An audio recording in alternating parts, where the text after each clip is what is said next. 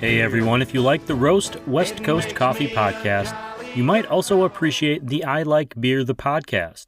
Listening to these guys is like being a fly on the wall of the pub with a few of your favorite mates having a pint.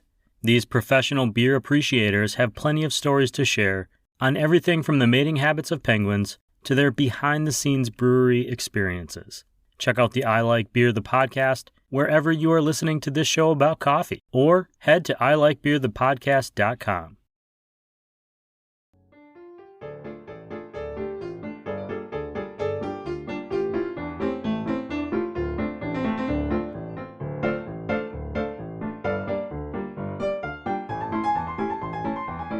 Hey everyone, good morning. Welcome to Season 4, Episode 20 of the Roast West Coast Coffee Podcast. I'm Ryan Wolt, and this is the show where I bring you the stories of coffee professionals, entrepreneurship, and coffee education. Today I'm joined by Kevin Shin and Jason Walker.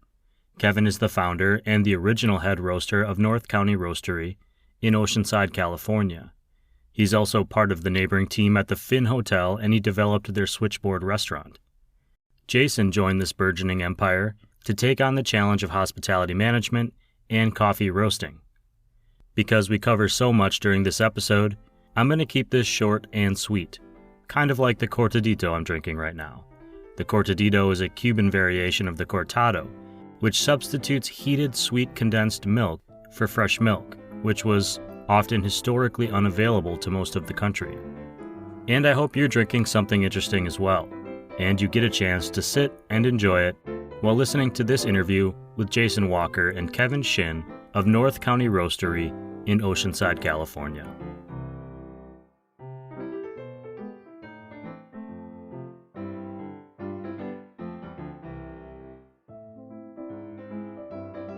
I appreciate you guys taking the time, and I would say welcome to the Roast West Coast Coffee Podcast. I'd appreciate it if you could just let us know who you are, your name and your title, and the business that you're working for. Sure. My name's Kevin Shin, owner of North County Roastery.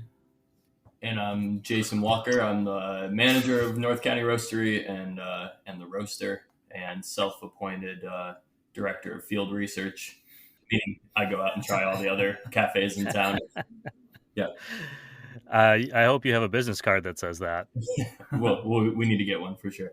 I know for myself, having done a lot of entrepreneurial things, I think half the reason I do it is just so I can have business cards that I can give out with cool titles on them. Absolutely. Hell yeah. Absolutely. North County Roastery, it's in Oceanside, California. I stopped in there, I don't know when it was, maybe it would have been 2021, met you, Jason, just for a minute. Right. You guys are also part of the Switchback Hotel in the Shin Hotel, I believe. So I just want to clarify before we get too far what the relationship between the roastery and the hotel is. Yeah, it's the Switchboard restaurant.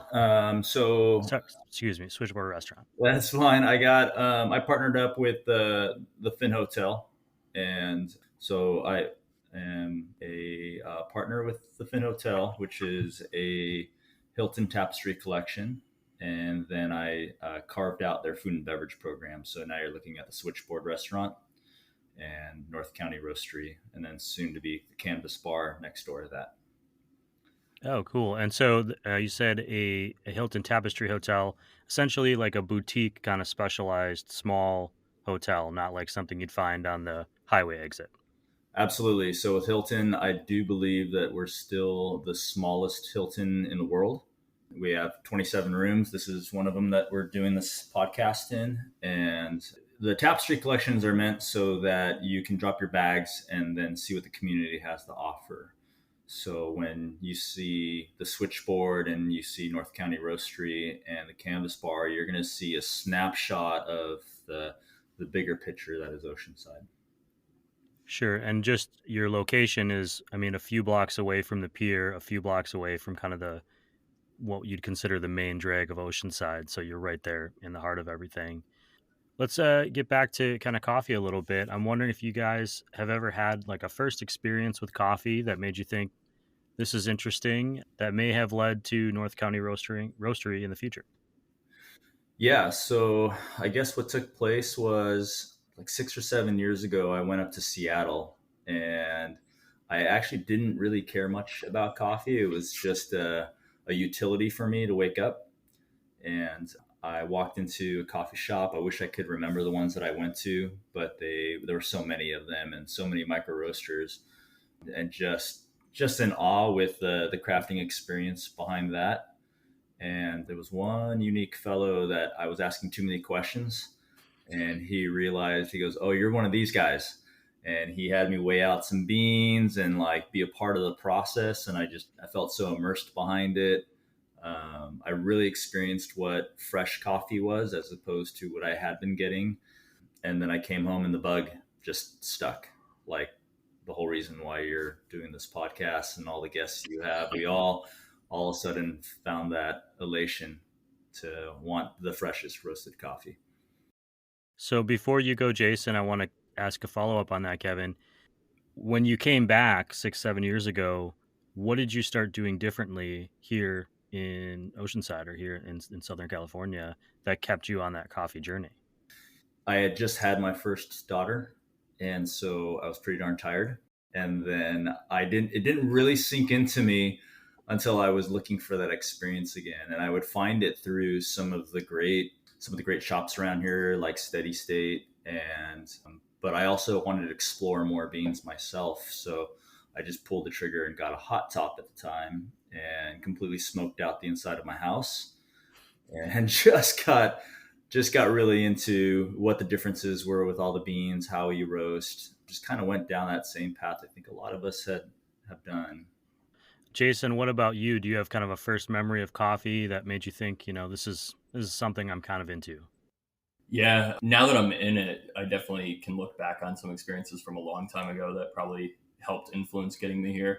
I spent a few years living abroad right after college, and some of those months were spent in Australia, which was kind of my first exposure to like a really strong coffee culture and just people caring a lot about what they were drinking. And so that was unique for me, and just loved that learning experience. And through those travels, I was also like, I lived in a couple wine regions, and so they're talking about flavor notes and all these things that I'm now seeing here now that I'm working in coffee. But one of my last stops on that international trip was in Central America, and spent some time in Guatemala and Honduras. And I was leading these hiking trips for this travelers lodge, backpackers lodge. And so we were hiking through coffee farms to get to different waterfalls and caves and just kind of cool stuff to see.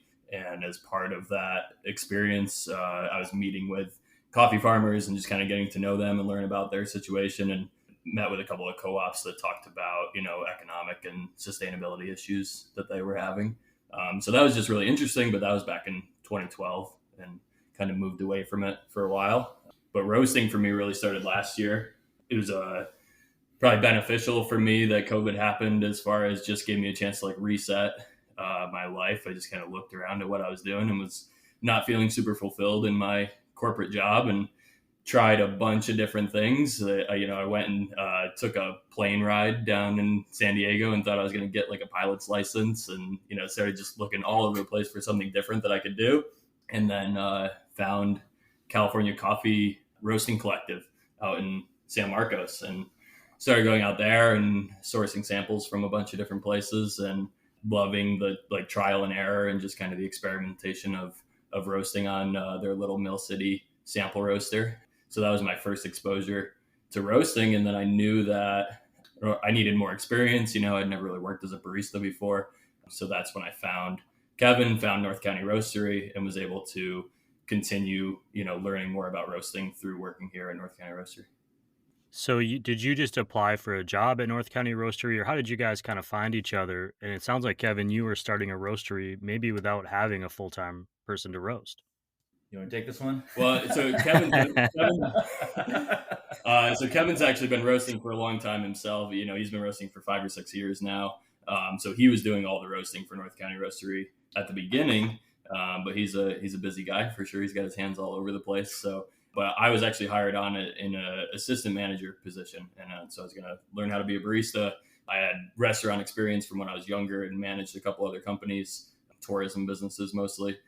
So it's just kind of like a good fit as far as my like leadership background and hospitality background. And then the trade-off was, if you look after the restaurant and the coffee shop during the day, you'll get to get your hands on the roaster and take over roasting. So that was the, mutually beneficial relationship we started with. And, Kevin's definitely been the like mentor to my roasting journey for sure. Sure, he's the master splinter to your Michelangelo. Exactly. Which that's my official Teenage Mutant Ninja Turtles reference for the show, which I try to get in at least I've once. heard a couple of those in your previous episodes.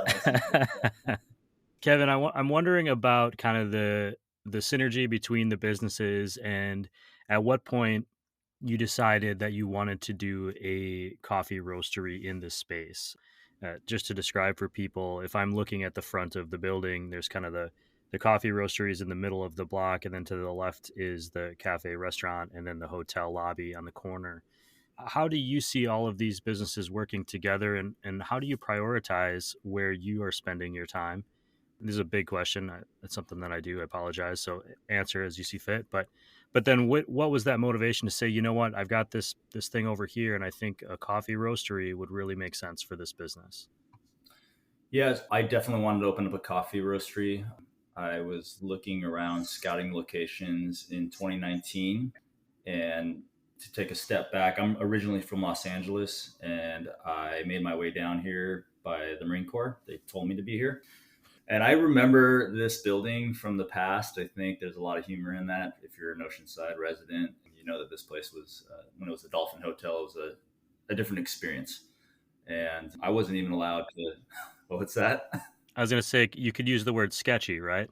Sketchy is a good one. The nickname in the Corps was, it was the Dirty Dolphin, and you were not allowed to be within premises of the location. And so when I saw it and I saw what the two owners have done, I was impressed. And it's one of those things where you can be part of the notorious side of this hotel. So, when you're a teenager and you're said you're not allowed to do something, and then you go do it because you're a teenager, it's kind of that feeling. But I love Oceanside. I've always known what it's about. It's the first residency I had as an adult, being in the Corps, and then just kind of planting my seeds here from back in the day and like in the 90s. So to see the burgeoning of this city is exciting, but it's really exciting to be a part of it. The two owners here, they love coffee. They might love coffee more than me. And so when I said I wanted to do this, it became a great partnership. In order to do that, though, I had to open up their bar and the food and beverage program first. So that's where the switchboard came about. The switchboard, take a step back, the hotel was built in 27. And then during World War II, and Camp Pendleton got built out, they needed to increase their communications. So the building got taken over as a switchboard operating center. And they would house ladies in these rooms, and then they would have the switchboard operations in the front. So it was kind of an homage to those women that were here. But it's a little trippy just because, my background is, family from Hawaii, and being Korean, that's kind of where the cuisine presents itself. And so I was like, okay, I'm going to knock that out. I'm going to open up the coffee shop. We're going to be jamming. And then 2020 hits, and I was slated to open in about March or April. That got pushed out with the switchboard in about July. And I just had to battle through that. And then that initial winter to kind of get myself ready to open up the coffee shop the year following. So that got definitely put back for about a solid year. And then finally got to open up my dream, which was North County Roastery. I just became that jarhead and pushed through. What was kind of the emotional part of that, where where you think you're going to open something and then COVID happens? How did you manage kind of that, where you were kind of cut off at the knees before you even started? And, how do you keep pushing forward? What inspired you to keep doing that? Or is it a situation where you're like, I don't have a choice, this is happening? Yeah, a lot of that. So basically, I told people that were around asking the same question that I essentially popped off my side and rear view mirrors and just floored it. There's really no other way to go at that point. So you're already financially committed. You put your heart and soul. You had a dream. You're going to go for it, and you just hope it's not going to be too long term in regards to the pandemic. So just moved forward with that. I'm in the fire service too, so I had to kind of jump back and forth and kind of run through all of that. But what makes you really move forward is the employees that you have, that you see so much dedication towards.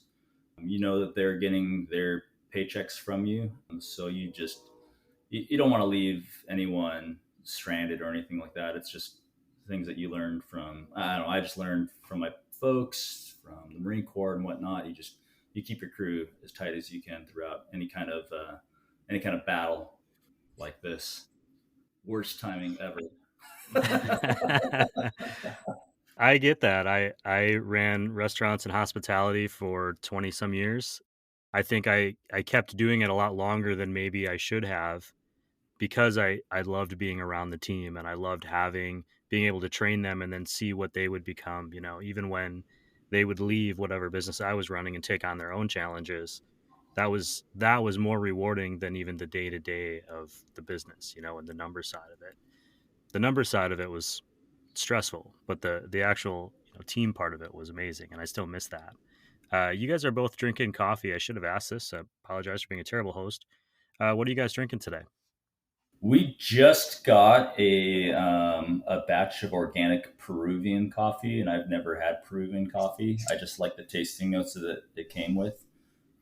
We just roasted it light. It's got a heavy body, and I think it's going to be our house coffee. It's kind of that classic coffee taste that I was looking for. So I had found it in a Colombian bean too, but I kind of think this is better.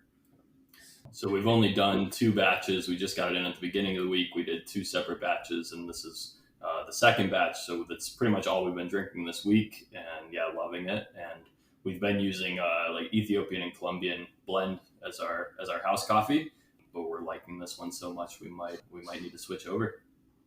Peru seems to be kind of, I don't want to say up and coming, but I think it's getting a lot more awareness in the coffee community. And doing this show and you guys being in the roastery, sometimes I think it's hard to know what the mainstream might be seeing. And so even now, like, Ethiopian coffees seem to be so ubiquitous in the coffee scene here in San Diego. But if I were to say, ask my wife if she likes an Ethiopian coffee, she'd just look at me like, what are you talking about? Like, it's not part of that lexicon yet. And Peru feels like it's kind of on that upswing. Yeah, and so I nerded out in the beginning, like all of us probably, trying different beans, kind of seeing, what the trends had been in this whole third wave movement. But I also look at myself as like a layman too. I always try to peel back and say, what do I remember? And I feel like there's been like two directions with the flavor profile. There's always been this bright citrus feel that people are looking for, almost like the equivalent to an IPA. And then there's like a traditionalist feel where people really do like that, like chocolate, mocha, nutty flavors from the past. Um, and so I try to cater to both of them, and just for myself, because I swing back and forth in regards to what I want. And then I educate from there when it comes to the guests. Then I start kind of showing them the flavor wheel and more about what altitude does and region does, and if they want to go down that path. But I try to start off really broad with anyone who shows up and wants to get to know coffee a little bit more than what they're used to.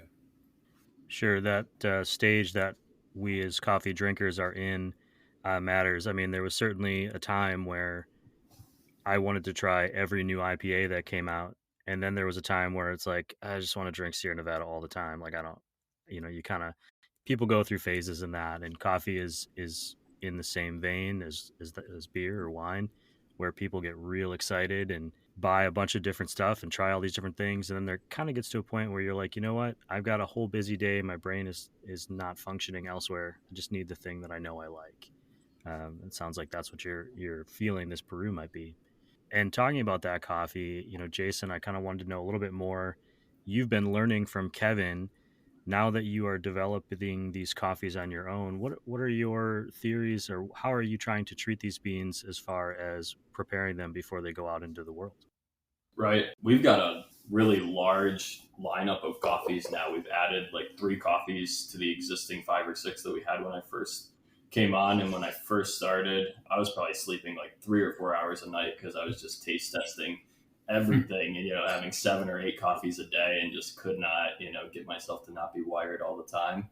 Kevin's style of roasting was definitely always to be on the lighter side. And we always want to, focus on being able to taste the differences in the coffee and know how region and processing and altitude can affect coffees. So we always keep things on the lighter side, and then have added some dark roast coffees and blends for the people that enjoy those the most.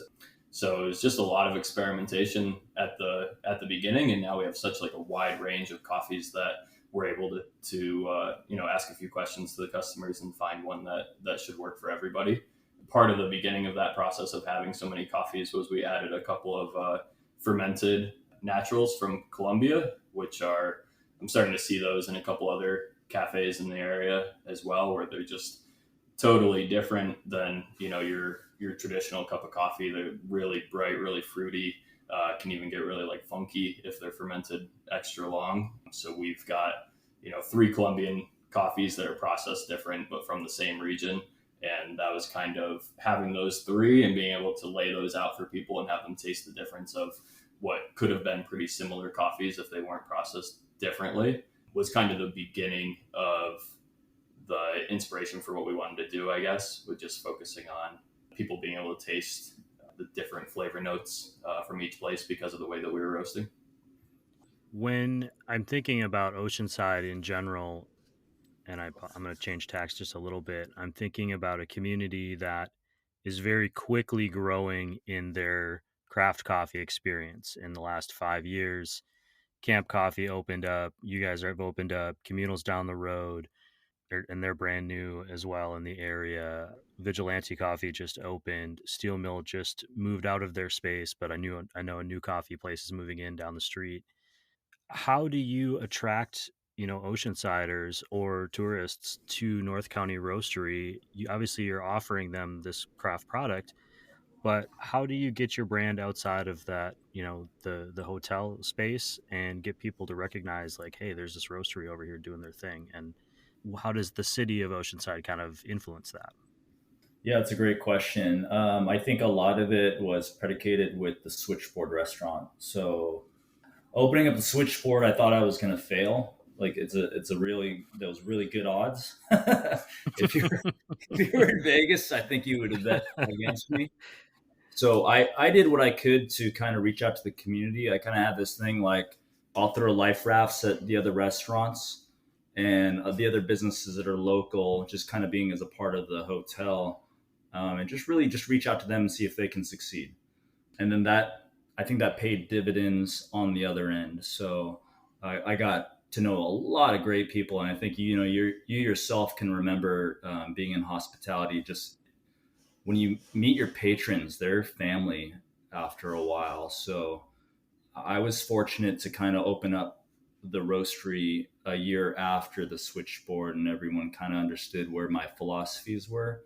So I was able to grab quickly a good chunk of customers that just kind of already knew what I was in for, and I had been telling them the whole year why I really wanted to open up the Switchboard. It was for the roastery.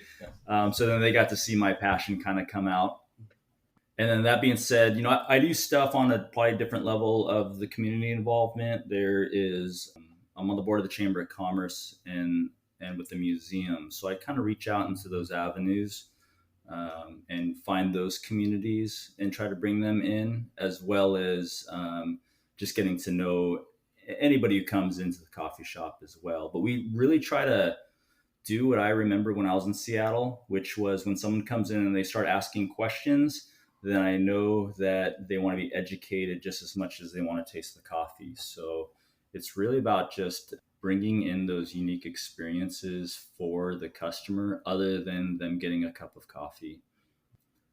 I think another big thing, the Switchboard has gotten to be pretty popular as a restaurant here in Oceanside. It's one of, it's got a great following already, And then with the coffee shop being added on later, and breakfast was added on to the switchboard after already doing lunch and dinner. And we're really trying to build that as, an exciting place for people to go, especially on the weekends. We're getting to the point where we're overflowing during those brunch hours, and we're hoping that a big part of that is that you're able to serve these high quality coffees alongside this unique Hawaiian and Korean fusion food, and it's just a place that's going to be a little bit of a different experience. So we get this great like guaranteed flow by having the hotel guests there, and they love it. They're like, I'm staying in this boutique hotel that happens to roast coffee on site, and what better option to have when you wake up in the morning if you're traveling. And then we've got the locals that know us because of the restaurant, and they come in and now they're starting to appreciate us as a coffee business as well. So we kind of leverage that, having the restaurant following as a way to get our coffee out there more and more. Sure. And I think that's where that question came from. We talked earlier just about how you're right in the heart of Oceanside and not a hotel that you'd find like at a highway exit. And I think that was something that was maybe more prevalent in the past, where you had like the hotel bar was like a place that people went to go that weren't hotel guests. We started getting to this hospitality convenience thing where we started putting all of our hotels and motels out by the exit, but you weren't really experiencing the community. And that gave Airbnb an opportunity to really expand, because that's what people wanted, was to get back into the community. And now you're offering kind of a hybrid of that, where you have the convenience and the professionalism of a hotel, but also that local flair and vibe. And that's something I think is really kind of cool. I got my start bartending in hotel bars a long time ago. My first job ever was in a tiny inn and hotel, and I worked in the restaurant and worked in the attached bar. And this was like 17, 18 years ago, back in northern New York where I grew up. And it was funny to kind of come full circle and be attached to another like small place that's got a similar feel. And yeah, like if I was traveling, I would stay in a place like the Finn if I was coming to Oceanside. And yeah, to have we've got this great like craft cocktail tiki style cocktail list that they can come and have. It's almost all like small batch liquors and things that our bar manager has put together. So it's a really nice place to have a drink when you first arrive and have some good food, and then wake up in the morning and have good coffee. And so it's a great layout for sure. We definitely get great feedback from the people that stay in the hotel as well. And I feel like now is when I should ask you for maybe the most interesting thing that's happened in the hotel since you guys have been involved. Oh man. Okay. Wow. Yes. That's a loaded question. Yeah. Well, we might have to do it off air. We can always edit it out if we have I to. was going to say. Ooh, wait, let me roll it up to that one here for a second. I think shoot, it's a good one. You got me there. We're gonna have to move to the next question before I can I gotta think of that one. Yeah, you think about that. I'm already going through my own memories of hotel bar experiences, and I was lucky enough to work in a hotel bar that was very close to a very, very large rock and roll festival. So all of the roadies would stay in our hotel. So things got pretty rowdy from time to time. On your social media, you guys have been posting quotes, and I noticed this because I don't notice a lot of other people doing it right now, at least. Sometimes they're inspirational, sometimes aspirational. How does that relate back to your brand? Because they're not like quotes about coffee per se, or, about food or beverage or anything. They're just things that you're putting out into the world. Yeah, come down this rabbit hole with me. So here's how it all happened. So when I had this dream of opening up a little roastery, I envisioned having a coffee roaster, and then I was going to hang up a picture of my mother and I. So I'm a total mama's boy.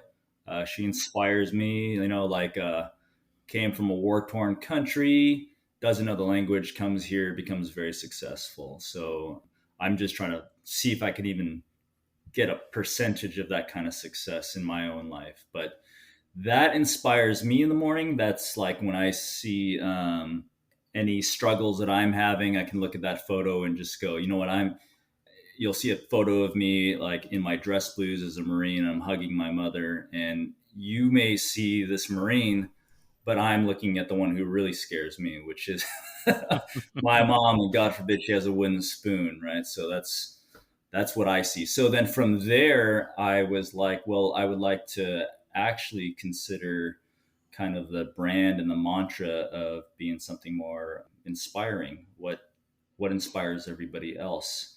What words that do we use in the coffee world that are actually more inspirational? That's kind of where the strong and bold phrase came from. And then that's where I started looking at like just the imagery and the biographies of the people that have been around us and on this planet. And I told myself, if you're a guest and you're coming in, you're probably tired. You probably need something to pick me up. I can do that with you with the coffee, but I can also give you a little bit of an antidote when you're just trying to figure out how to like kind of push forward. So the imagery that you see in the shop, you look at and you go, you know what? I pale in comparison compared to what these people have struggled through. And today shouldn't be a problem. That's where kind of the quotes come from as well. Just to kind of let everybody know that we're all in this together and there's ways to kind of take that next step forward. Who are some of the people that you do have imagery up? I've been in your shop, but it's been a minute and I'm trying to remember it. But who are some of those people that you've chosen to kind of inspire? And do those change over time, or are they kind of ingrained? Those are the people that we're looking for. They're kind of ingrained. It could probably grow over time. Lately I've been looking at Amelia Earhart. She's just, oh man, she is one bad chick. You'll see like an imagery of the man who was standing in front of the column of tanks in the Tiananmen Square massacre. Unknown individual, didn't even know he was on camera, and he had decided to try to prevent more violence.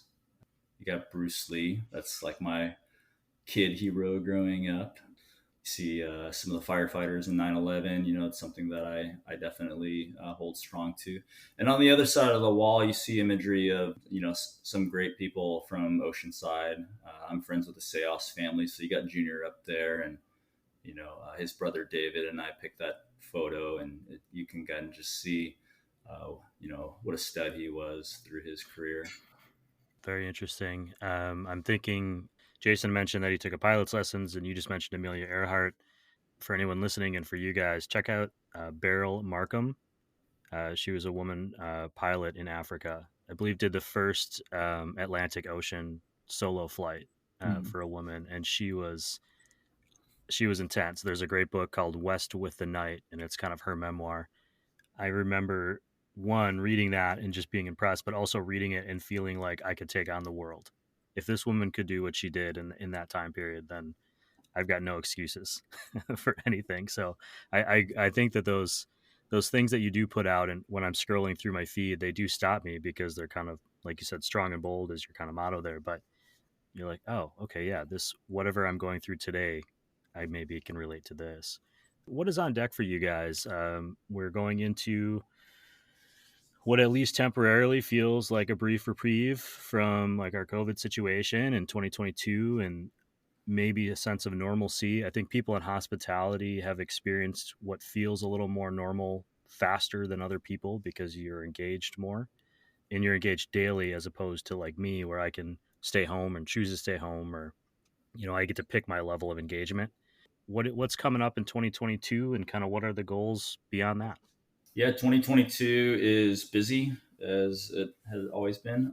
So we are definitely trying to increase our educational experience for the customers, actually have a nice curated events where we can show everybody the roasting process, or showcase a bunch of different beans, let people compare and contrast, see what kind of makes us excited and share that. And then on another side is I didn't really plan on doing too much wholesale or private labeling, but I am friends with the Knoll family. That's Bradley Knoll from Sublime. They are trying to create Bradley's House, which is a sobriety living center for musicians. They'll try to put a little bit north of us.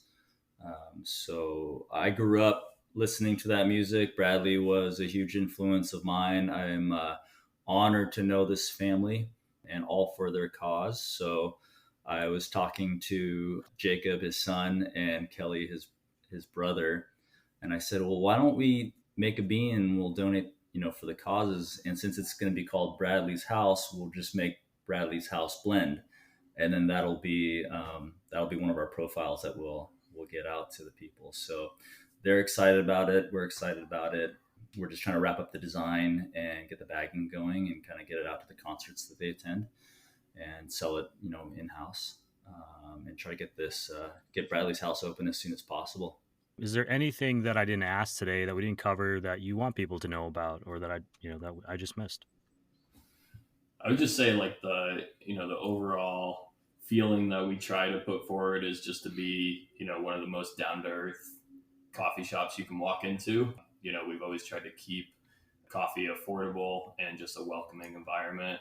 And we want people to know that they can walk in and ask questions about coffee and not feel like they're going to get any sort of, snobbiness or pretension. And just, we're there to help everybody understand and appreciate coffee as much as they can. And, we advertise doing roast alongs so that to the public, so that people can stop by while we're roasting and see that process and watch what we're doing and ask questions. And we definitely just hope to be a place that people that appreciate good coffee can come into and be with other people that are enthusiastic about coffee.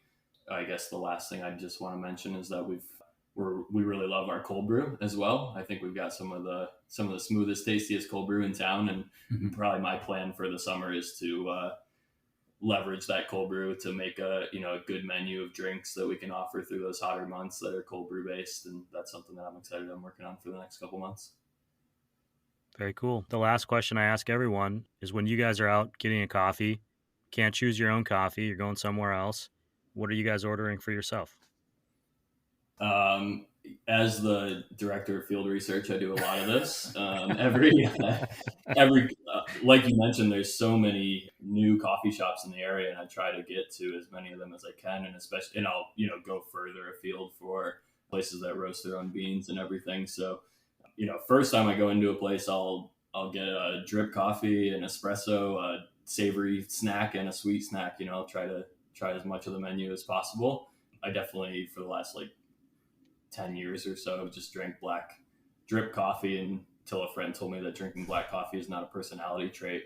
And I took that to heart and started at least being open to a little bit more, variety. So I'm like a oat milk flat white if I had to choose something a little bit fancier than a drip coffee.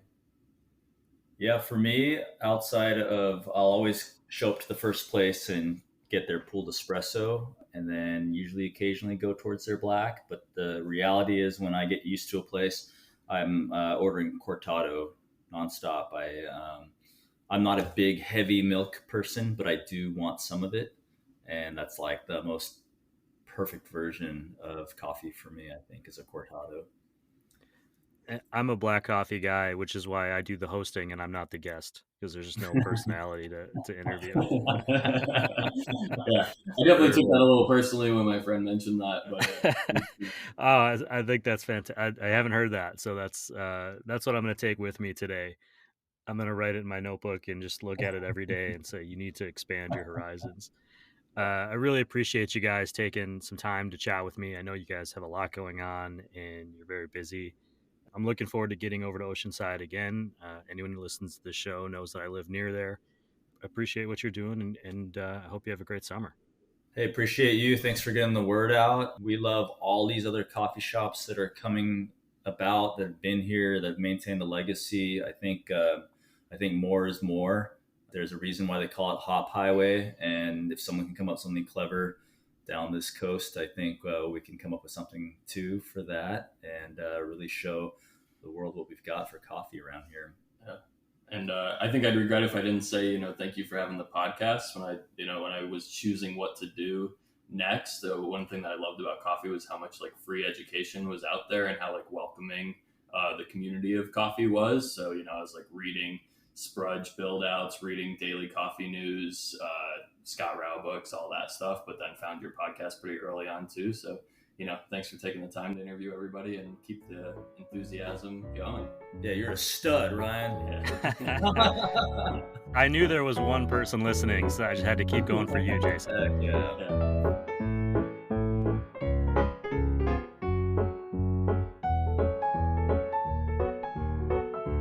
To recap, the Finn Hotel is a boutique Hilton Tapestry hotel.